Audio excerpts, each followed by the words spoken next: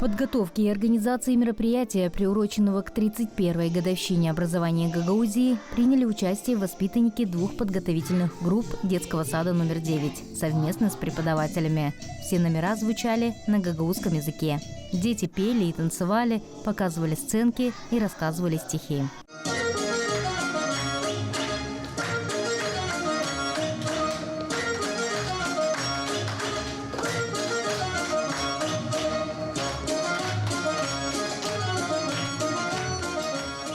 Заведующая дошкольным учреждением Анна Крайтор делится. Такого рода мероприятия – еще один шаг в процессе большой работы, которая проводится в детском саду для развития гагаузского языка. Воспитываем в детях любовь к родному языку, краю, к нашей культуре, истории. Поэтому мы стараемся с самого раннего детства вот те семена добра, семена любви вложить в душу ребенка, чтобы в дальнейшей жизни он пользовался языком, чувствовал себя гагаузом, чувствовал свой родной язык. Для нас это большой праздник. И мы этот праздник посвятили всем нашим патриотам, всем, кто любит Гагаузию. И в первую очередь это Степан Михайлович Топал, чье имя носит наш детский сад. Преподаватель гагаузского языка Людмила Барладян учит детей гагаузскому языку более 15 лет. Она рассказывает, основная цель в ее работе – не только привить детям знания самого языка, но и воспитать любовь к родному языку. Хочу привить у них патриотизм благодаря вот этим вот праздникам, которые мы проводим УРО. В течение учебного года мы внедряем у детей чувство патриотизма. И я думаю, что наше сегодняшнее мероприятие, наше общее мероприятие сегодняшнее, показало, что у наших детей есть чувство патриотизма. Они с удовольствием принимали активное участие во всех номерах. И пели, и танцевали, и стихи рассказывали, и радовались, и драматизацию сказки показали. И я думаю, что это очень хороший шаг в нашей специальности.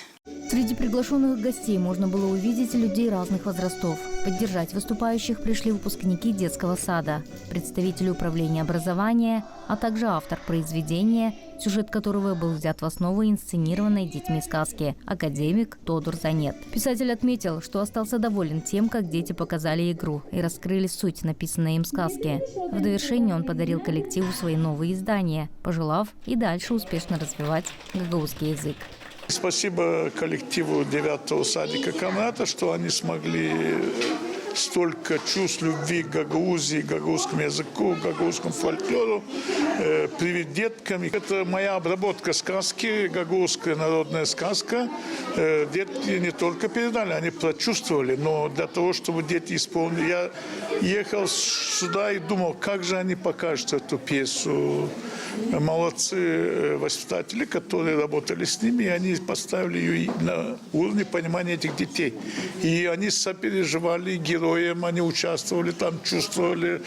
То есть все отлично. Если бы я мог, поставил бы им 10 из 10.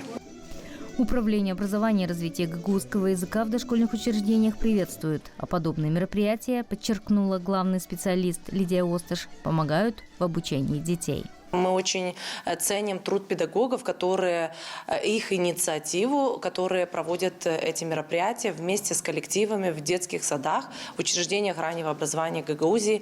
В преддверии этого замечательного праздника для всех гагаузов, для нашей Гагаузии проводятся замечательные мероприятия, привлекаются родители, общественность. И таким образом мы еще раз подчеркиваем, что мы ценим, любим, говорим на нашем родном гагаузском языке. Завершился праздник постановкой спектакля по сказке Тодора Занет «Кюль Пепелешкасе». В финальной сцене главные герои празднуют свадьбу, которая собрала в общем танцы и участников, и гостей мероприятия. Людмила Новак, Вячеслав Коса, Ирина Резунец, ГРТ Новости.